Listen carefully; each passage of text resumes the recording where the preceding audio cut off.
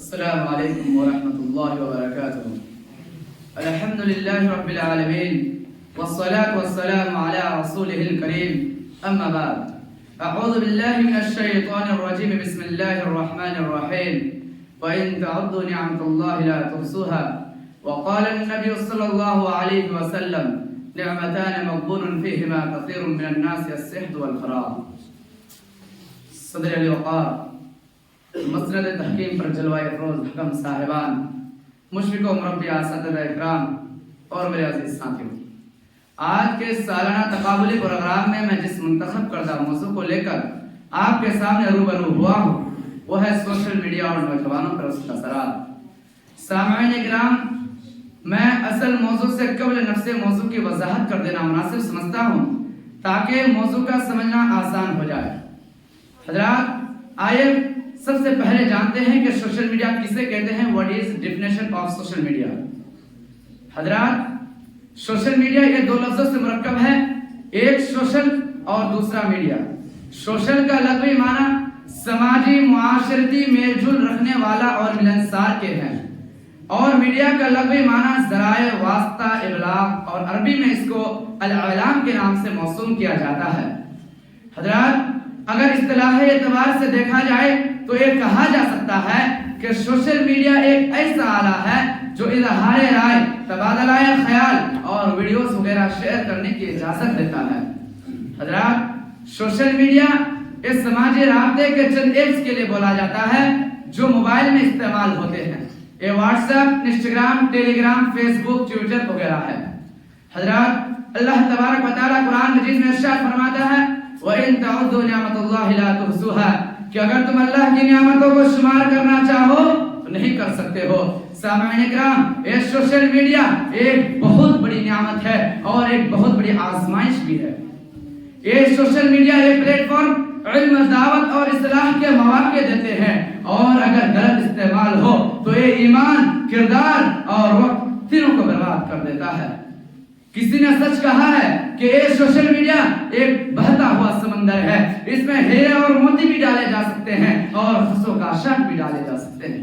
اب یہ نوجوانوں کی بصیرت، ان کے شعور، ان کے انتخاب پر ڈیپینڈ کرتا ہے، منحصر کرتا ہے کہ وہ اس سمندر سے موتی، ہیرے چنتے ہیں یا پھر بے فائدہ تنکے۔ اگر نوجوان اس سمندر کو درست سمت میں استعمال کرے تو یہ سوشل میڈیا ان کے لیے بے شمار مثبت نتائج کا ذریعہ بن سکتا ہے۔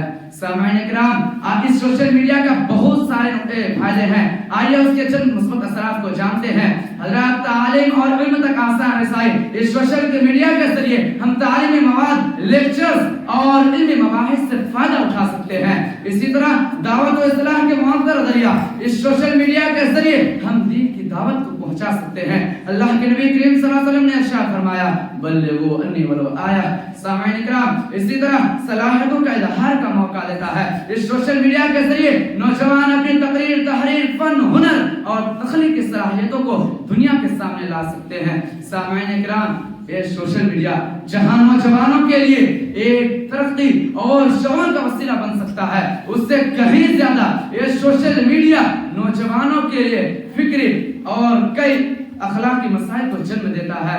سامعین اکرام، آئیے اس کے چند نمایاں منفی اثرات پر بھی نظر ڈال لیتے ہیں۔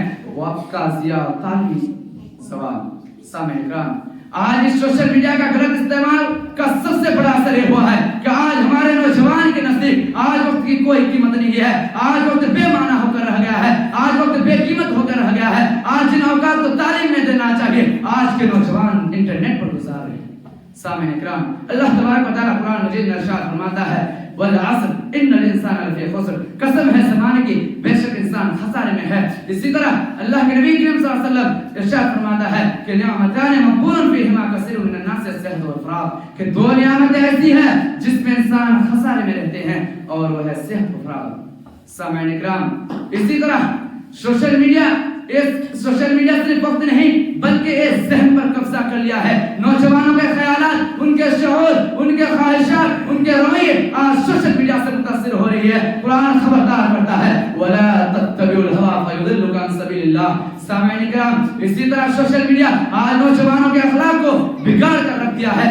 ناچ، گانے، فحاشی، مغربی فتنہ اور بے پردگی والے مواد نے آج سوشل میڈیا کے شرم و حیا کو ختم کر کے رکھ دیا ہے، تباہ کر کے رکھ دیا ہے، جبکہ اللہ کے نبی کریم صلی اللہ علیہ وسلم نے ارشاد فرمایا الحیاء شعبۃ من الایمان۔ سامعین کرام، اسی طرح سوشل میڈیا کے زیادہ استعمال سے ذہنی دباؤ، احساس کمتری، اکیلا پن، غصہ، الجھن، منفی سوچ و فکر اور قوت حافظہ کی کمزوری جیسے مسائل آج تیزی سے پیدا ہو رہے ہیں۔